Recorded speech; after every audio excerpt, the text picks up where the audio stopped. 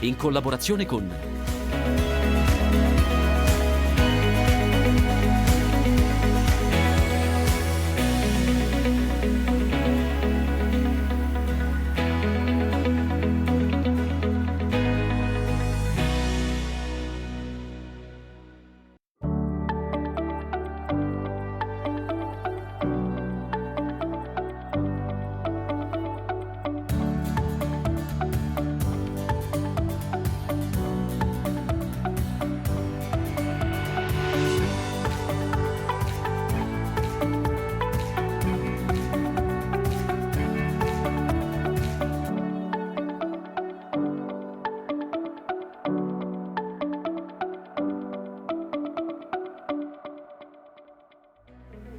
Siamo a Concamarise, in provincia di Verona, nell'azienda Finato Martinati, una splendida stalla con 500 capi, dei quali 250 in produzione, dove gli allevatori ci parleranno dei problemi che oggi vivono e devono superare a causa del caro delle materie prime e di un prezzo del latte non sufficientemente remunerativo.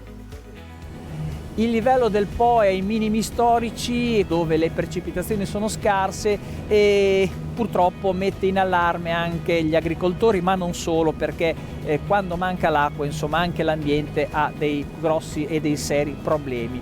Siamo andati anche in Romagna, dove ormai ci sono delle colture, specialmente l'albicocco, che è già in piena fioritura, quando invece dovrebbe essere una fioritura più lunga nel tempo, ma soprattutto quello che preoccupa sono le gelate tardive. Bene, siamo insieme a Guido Finato Martinati Venier in una bellissima azienda agricola della Bassa Veronese, siamo a Concamarise, e in questa azienda storica per la produzione del tabacco sino a qualche tempo fa, con grandissima genetica e una bella produzione anche di riso in regime biologico, oggi parliamo di prezzo del latte. Il momento non è certamente semplice, i costi di produzione stanno salendo e anche le stalle super efficienti iniziano ad avere qualche sofferenza. È stata tutta la mia vita questa azienda, quindi ho cominciato da giovanetto, pensavo di fare tutt'altra attività, però dopo papà si ammalò, disse segui un po' le attività nostre, erano aziende condotte in maniera mesadrile, quindi pian piano l'abbiamo trasformata in conduzione diretta e poi via via abbiamo fatto i grandi spianamenti perché è stata riordinata sul piano fondiario, abbiamo fatto gli impianti di irrigazione sotterranei, ha cominciato la stalla a prendere campo. Quindi oggi per dare qualche numero di quanti ettari parliamo? Parliamo di un 180 ettari in proprietà e altri 120 ettari in affitto, perché abbiamo necessità di avere una superficie maggiore sia per l'alimentazione del bestiame sia perché abbiamo un impianto di biogas che va alimentato con prodotto vegetale oltre che con gli scarti animali.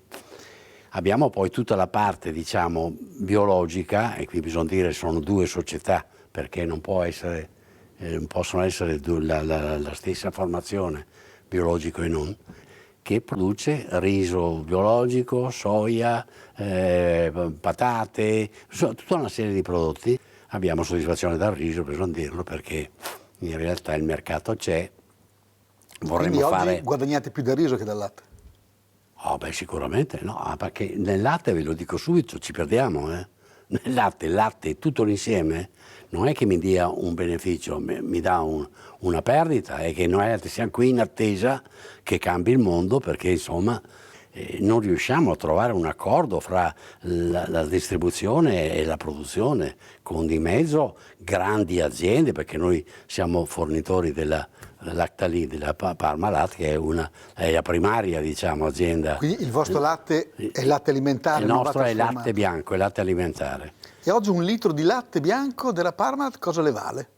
Vale, bisogna vedere, a me mi danno 38 fino a poco tempo fa, adesso saremo a 40 centesimi. Finito. Ma i famosi, per esempio, 3 centesimi che ci erano stati promessi non hanno trovato applicazione, perché anche lì, e prima bisognava che ci fosse l'antitrust che decidesse. L'antitrust ha deciso a favore, che si poteva fare. Non so, non riesco più a capire come fra categorie, sia della distribuzione che della parte industriale che la parte agricola, non trovino un punto di incontro, un tavolo di discussione in cui venga chiamato anche per Diana la politica. È pericolosissimo mandare alla deriva un'attività come questa, che è frutto di anni di impegno, di sacrificio, e che se tu non le dai la possibilità di vivere e si spegne, ragazzi, è persa. Ecco, oggi per essere remunerativa la produzione di latte, il prezzo minimo di riferimento Ma il minimo dovrebbe essere 45, 46, 47, perché è scattato in maniera incredibile e c'è di mezzo una serie di, penso anche tanta speculazione, ma tanta richiesta da parte della Cina, cioè le materie prime alimentari sono schizzate alle stelle. Bisogna che voi pensiate che 10 anni fa noi prendevamo 44 centesimi al litro del latte, 10 anni fa, coi costi di 10 anni fa, no i 40 di adesso, con tutto che è cresciuto.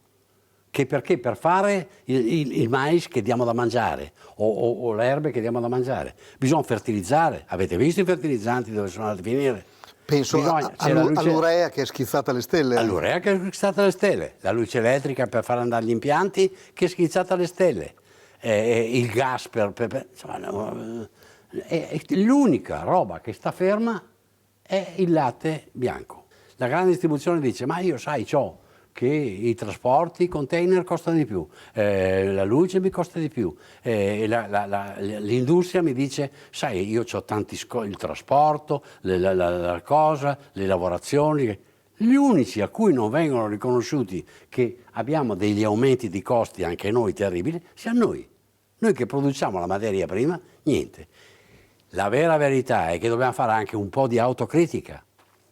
Nel senso, non siamo capaci di unirci, anche noi produttori, nel fare la voce grossa o nel dire: signori italiani, comprate il latte italiano, fate una cosa come fa la Mela dell'Alto Adige, della Val di Non, che riesce a imporre quel marchio. Imponete il marchio anche del latte italiano, che vi dà certezza di essere salubre. Venite a vedere come lo produciamo. Bevete il latte italiano, no quello 80 centesimi che trovo nella grande. Ha capito? Che latte è quello lì? Bianco. Ma che è il latte o no? Bisogna vedere, scusate la cosa, il passaggio dialettale. Quindi in questo momento la controparte con la quale vorrebbe confrontarsi per tirare sul pezzo del latte, la distribuzione principalmente? Non dice a tutti, ma io vorrei confrontarmi con l'acquirente primo, il quale acquirente primo mi dice: io sono bloccato perché la società a cui vendo mi dice: non posso darti di più perché non posso concorrere ad aumentare l'inflazione. Ma ditemi voi, il litro di latte, i 5 centesimi, i 10 centesimi al litro, se concorrono a aumentare l'inflazione. Perché voglio dire, con la fame del mondo, non mi dica la Comunità Europea che non può, per esempio, riprendere in mano la polverizzazione del latte se ne ha di più. Fatelo con la fame dell'Africa. Fate la carità a gente che poverini, basta guardare, giusto?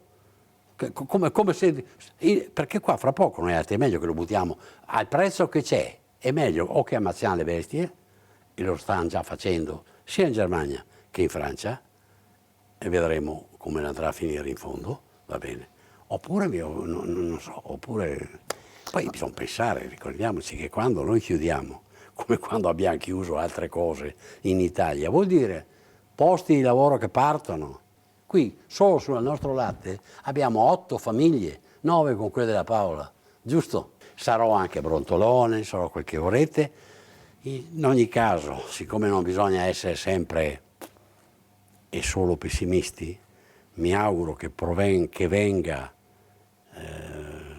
che si aggiunga a queste lamentele poi un buon senso generale, che si trovi un accordo in modo da uscire da questa impasse che è veramente terribile e che è insopportabile e che io dico anche è immorale, è proprio immorale assistere poi al fatto che leggo e si legge un'esportazione del surplus italiano in Germania a 47, 48, a me me ne davano 38, adesso 40 e le esportavano quello in più. Bene, ringraziamo Guido Finato Martinati Venier per averci puntualizzato la crisi vista da un allevatore efficiente. Adesso ci spostiamo in stalla con Paolo Aguzzi, che è il direttore di questa azienda, per entrare più nel vivo degli argomenti tecnici e capire in che termini possiamo diventare più efficienti o quali possono essere le altre strade per trovare una soluzione a questa crisi che ormai congiunturale non è più.